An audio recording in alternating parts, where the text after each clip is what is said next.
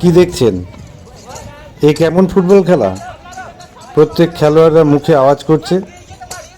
হ্যাঁ, ঠিকই শুনেছেন আপনি। দৃষ্টিহীনদের ফুটবল খেলায় শারীরিক সংঘর্ষ যাতে না হয়, তাই প্রতি 4 সেকেন্ড অন্তর এই শব্দটি উচ্চারণ করতে হয় প্রত্যেক খেলোয়াড়কে। আগামী মাসে শিলিগুড়িতে অনুষ্ঠিত হতে চলেছে প্রথম আন্তঃরাজ্য বিদ্যালয় ফুটবল প্রতিযোগিতা দৃষ্টিহীনদের। আর সেখানেই নবদ্বীপ ব্লাইন্ড স্কুল অংশগ্রহণ করছে। আর তাই নবদ্বীপ বিবেকানন্দ স্টেডিয়াম সংলগ্ন মাঠে প্রাকৃতিক বিপর্যয়কে উপেক্ষা করে চলছে কঠোর অনুশীলন। কেমন প্রশিক্ষণ চলছে, কতটাই বা আশাবাদী খেলোয়াড়রা, শুনুন তাদের মুখ থেকেই। আজ এআই এর যুগে আমরা কতটাই না advance. artificial intelligence with artificial এই কম্পিউটার টেকনোলজির যুগে ঠিক মতন তৈরি করতে পারছেন তো? চিন্তার কিন্তু কোনো কারণ নেই, কারণ এই জন্যই রয়েছে আশালয়। যেমন ধরুন, এইখানে রয়েছে কম্পিউটার অ্যাপ্লিকেশন ডিপ্লোমা, এছাড়াও এখানে রয়েছে advance information technology, financial account programming, web page designing. তাই ভাবছেন কেন? চলে আসুন নবদ্বীপ আশালয় কম্পিউটার সেন্টারে, যেখানে ভবিষ্যৎ কথা বলে।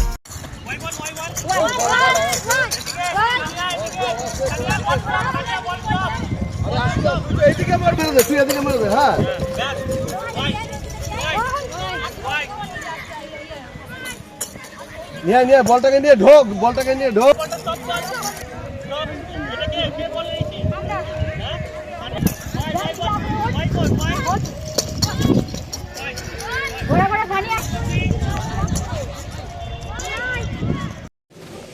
আমরা এখন দাঁড়িয়ে আছি নবদ্বীপ এপিসি ব্লাইন্ড স্কুলে। দেখতে পাচ্ছেন আপনারা, সব ছাত্রছাত্রীরা দাঁড়িয়ে রয়েছে। এইমাত্র তারা নবদ্বীপ বিবেকানন্দ স্টেডিয়াম সংলগ্ন মাঠে কঠোর অনুশীলন করে এলো। বৃষ্টি নেমেছে, এখন তারা বিদ্যালয়ে রয়েছে। এই অনুশীলনের উদ্দেশ্য একটাই, আগামী মাসে অনুষ্ঠিত হতে চলেছে প্রথম আন্তঃরাজ্য বিদ্যালয়ের এই দৃষ্টিহীনদের ফুটবল প্রতিযোগিতা। অত্যন্ত উৎসাহিত তারা, তাই কঠোর অনুশীলন চলছে। আমরা শুনে নেব ছাত্রছাত্রীদের মুখ থেকে তারা কেন এই অনুশীলন করছে এবং কেমন লাগছে তাদের, এবং তারা কতটা ভালো ফল করতে পারবে এই ব্যাপারে তারা কতটা আশাবাদী। তোমার নাম কি? আমার নাম মারিফা খাতুন। আজকে তো হঠাৎ ফুটবল অনুশীলন, তোমাদের ক্রিকেট খেলতে দেখেছি, দাবা খেলতে দেখেছি, ফুটবল অনুশীলন কেন?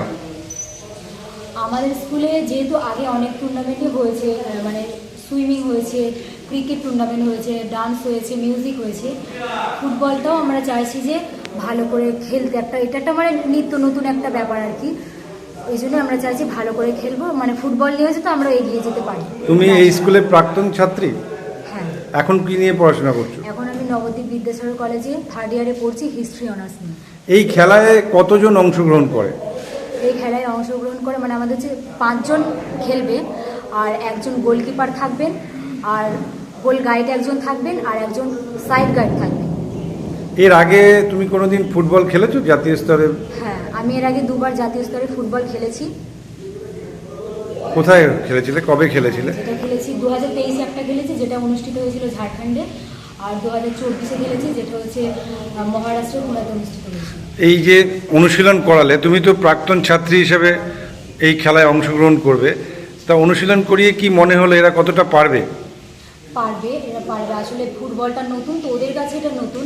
এবার আস্তে আস্তে যখন শিখবে তখন ওদেরও ভালো লাগবে, আর ভালো করে ওটা শিখতেও পারবে। আমি এটাই আশা করবো যে ওরা খেলতে পারবে ভালো করে। তোমার নাম? আমার নাম সাগর খান।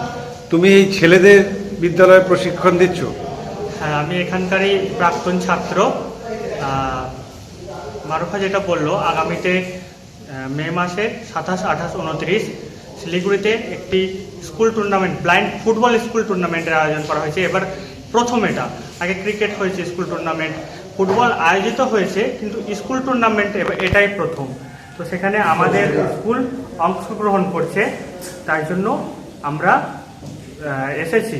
আমি এবং আর একটা আমার বন্ধু, সেও এখানকার প্রাক্তন ছাত্র, সে এসেছে। আমরা দুজন এদেরকে বোঝাচ্ছি যে ফুটবলটা কি, যেহেতু ফুটবলটা এদের কাছে নতুন, এদেরকে বোঝাচ্ছি ফুটবলটা কি, কিভাবে খেলতে হয়, সেগুলো এদেরকে বোঝাচ্ছি। এবং প্রাক্তন ছাত্র হিসাবে 2 জন প্রতিটা স্কুলে যে অংশগ্রহণ করতে পারবে, আমরা দুজন অংশগ্রহণ করছি, এদেরকে শেখাচ্ছি এবং এদের সঙ্গে অংশগ্রহণ করছি সেই খেলায়। এই খেলার মাঠের দৈর্ঘ্য কতটা থাকে, দৈর্ঘ্য প্রস্থ? দৈর্ঘ্য প্রস্থ আপনার 20x40, 20 মিটার চওড়া এবং 40 মিটার লম্বা।